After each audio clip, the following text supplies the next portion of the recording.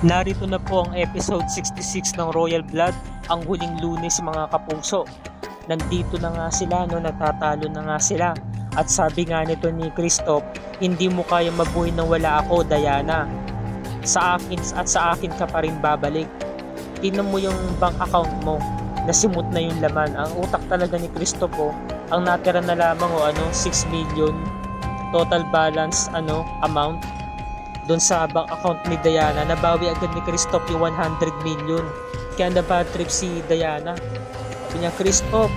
Tapos kinuha niya yung yung panaksak doon sa kanyang bag.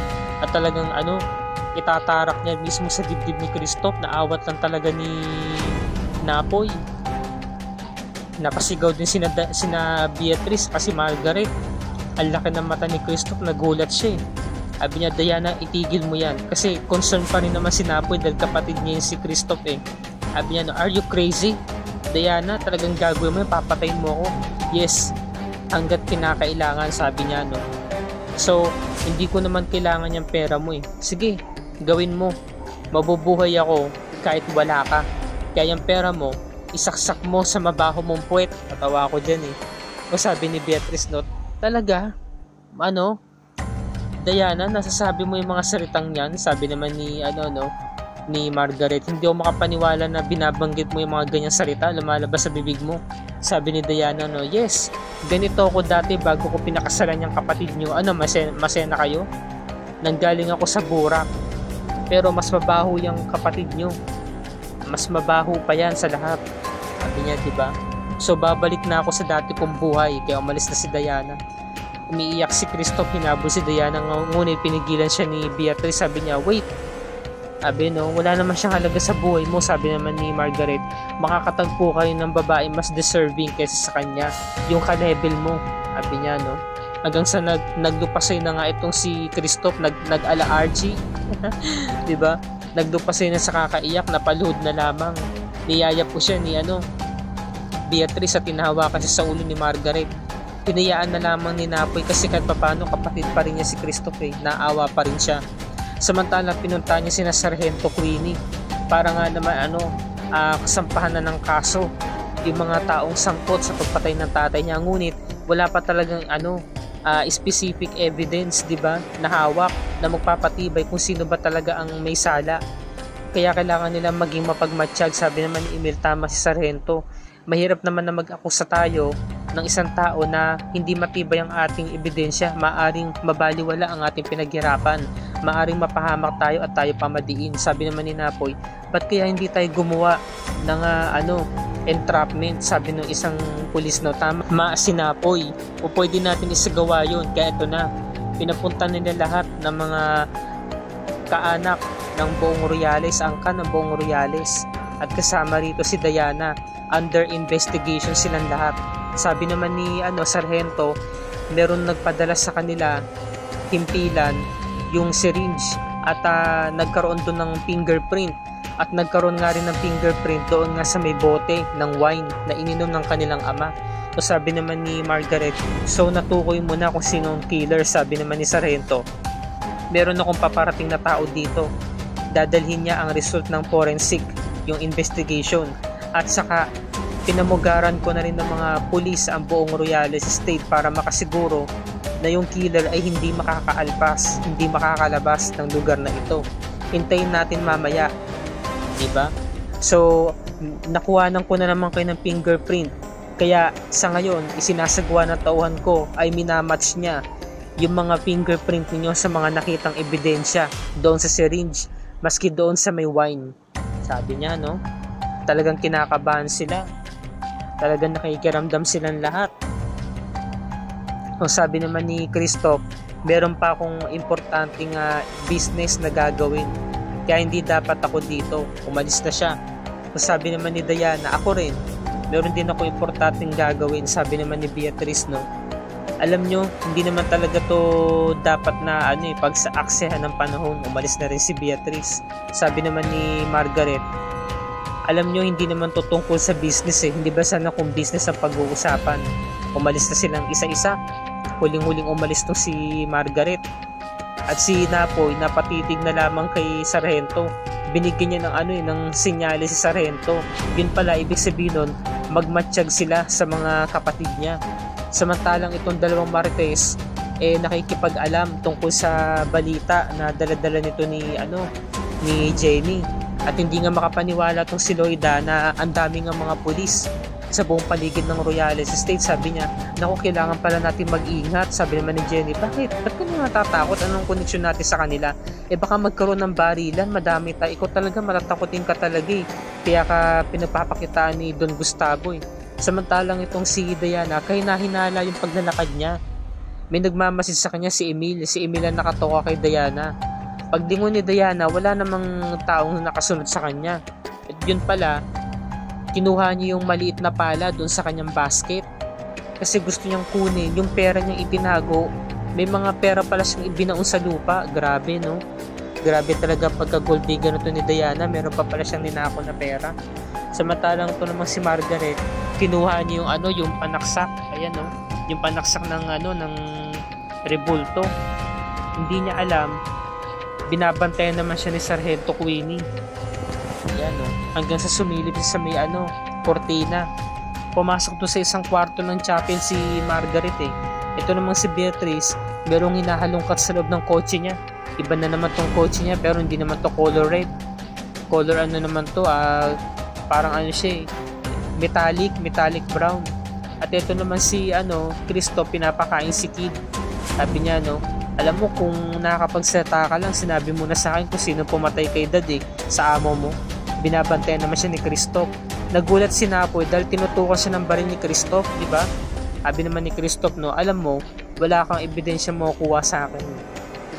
Samantalang tong si Beatrice, nakakuha ng isang pares ng gloves na color red. Tinawagan niya yung kaibigan niya, magagamit niya raw to para sa sports car. So tumawag yung pulis, sabi niya negative si Beatrice. Ngayon nahuli siya. Sabi ni Beatrice, what are you doing? No? So sabi naman ng pulis, pasensya na ma'am, kasi parte ito na investigasyon namin. Samantalang to si Diana, hanip, grabe, nakapagnakaw na parto ng pera noon pa. Grabe, siguro alam to ni Christoph, imposibleng di niya alam, di ba?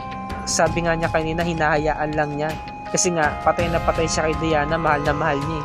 Grabe, 2 plastic to, 2 bag ng puro pera. Pahamak yung gwardiya, nahuli si Emil. Sabi, Sir Emil, anong ginagawa niyo dyan? Sabi ni Emil, huwag kang ingay. Tawa ako dito, sabi ko, wala na, nahuli si Emil. Tangina, hindi nakaligtas tuloy si Diana na ibalik yung pera sa lupa. Grabe to si Diana, magtalamak na magnanakaw na, tas gold digger pa. Grabe. Tapos nakapagnakaw pa siya ng 100 million sa bank account niya, di ba? Nakalagay. Buti nabawi yun ni Cristo. Kaya pala sabi niya, sa'yo na yung pera mo. Yung pala, meron pala talaga siya nakatabing pera. Ipuputok na ni Christoph yung baril, kakalabitin niya na yung gatilyo. Ngayon, ito namang si Margaret, nasa loob ng bolt, yun palang syringe. Ayan, yung syringe na ginamit sa lason para ilagay dun sa wine. Nahuli siya ng Sargento, sabi niya, itigil mo yan. Ano yan? Yan yung yan yung hiringgilya. Tumawag na siya, Sabi, it's positive, it's Margaret Royales is the killer. Narinig nilang lahat. May mga may mga microphone sila. Sabi ni Margaret, no, tinuturo ko to dahil sa sakit kong alopecia. Sabi naman ni Sargento, pwede ba nating yan, i-investigate yan sa forensic? Sabi, hindi pwede. Tinutukan niya ng baril, Sumuko ka na, Mrs. Castor. Ikaw ang killer. So lumaban si Margaret, halata kasi guilty siya Lumaban siya sasaksakin niya si Sargento, gawa nga nung patalim na nakuha niya. Tapos ang nasaksak, kamay ni Margaret ang nasaksak. Nabitawan ni Sargento yung baril. Ngayon lumaban si Margaret, kinalmot niya sa muka. May sugat si Sargento sa may pisngi. Kinabo niya si Margaret, kinuha yung baril. Ngayon nakarinig sila ng putok, malakas na putok. Dumating na rin si nagkita-kita na silang lahat, nagkasama-sama sila. Sabi ni Sargento, nakatakas ang suspect. Sabi, nakatakas ang prime suspect. Sabi naman ni Loida, alam mo si Ma'am Beatrice ang killer. Sabi naman ni Jenny, hindi Si Sir Christoph ang killer, mananalo ako sa pusa, sabi naman ni Lloyda, no? Alam mo, duwag yung si Sir Christoph, di niya magagawa yun. Di niya magagawa yun, no? Tapos biglang dumating si Anne, sabi, "Uy, si Ma'am Margaret ang killer. Nagtapon kasi ako ng basura sa labas, nakita ko, hinahabol siya ni Sarge Queenie." Napadasal na lamang si Jenny, dahil yung amo pala niya, yung prime suspect.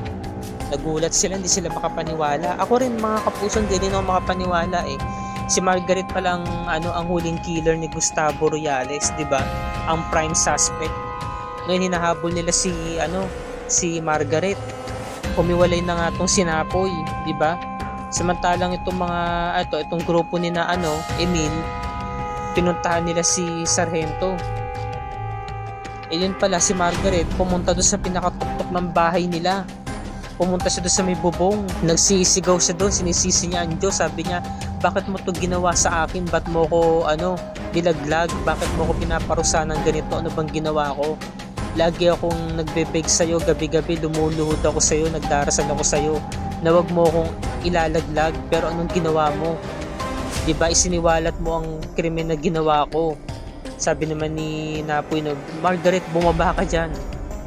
Talagang siya, no? Pinagdarasal daw niya lagi na wag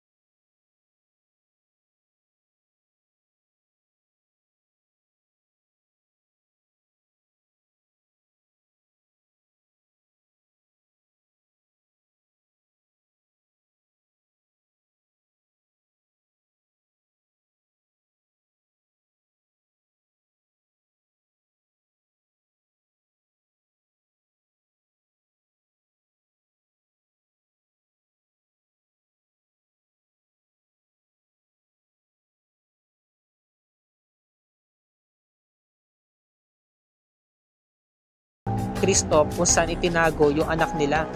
Pero ang nangyari, si Diana itong hinostage, isinakay siya doon sa may sasakyan at kinakailangan pa itong iligtas ni Napoy. Diba? So, malalaman natin kung anong kahinatnan nito, no? Kung nakaligtas ba si Margaret. Tingin ko parang tatalon siya, pero ililigtas naman yata siya ni Napoy kasi nandoon naman siya sa bubong eh. Magkasama sila, saka alis to si Napoy, diba? Kailangan niya rin gawin yun dahil kapatid niya rin si Margaret kahit papano. So, ibig sabihin nun, maaaring si Christoph na lang ang kalaban dito at si Margaret nakakulong na kasama si Andrew, at saka aalamin na lamang nila kung sino yung kasabwat ni Margaret. Sino kaya yun? Pero sa tingin ko, mga kapuso ko, kung tatanungin na, maaaring si Anne or si Manang Cleope yung kasabwat dito ni Margaret. Pero mga theory ko lang naman yan, pero sabay-sabay natin nga alamin yan kung tama ba itong mga theories ko or hindi. Dahil masyado pa talagang maaga, masyado pang magulo, meron pang 4 na gabi na natitira para dito sa pagtatapos ng Royal Blood. At dito na po nagtatapos ang review Enrica para sa gabing ito. Kung bago ka pa lamang sa akin channel Kapuso, please like and share this video on your social media platforms. I-hit mo na rin ang subscribe button with notification bell icon para lagi ka updated sa mga episodes ng Royal Blood and other GMA shows tulad nito. Magandang gabi, happy viewing mga kapuso. Maraming salamat sa inyong panonood and God bless us all.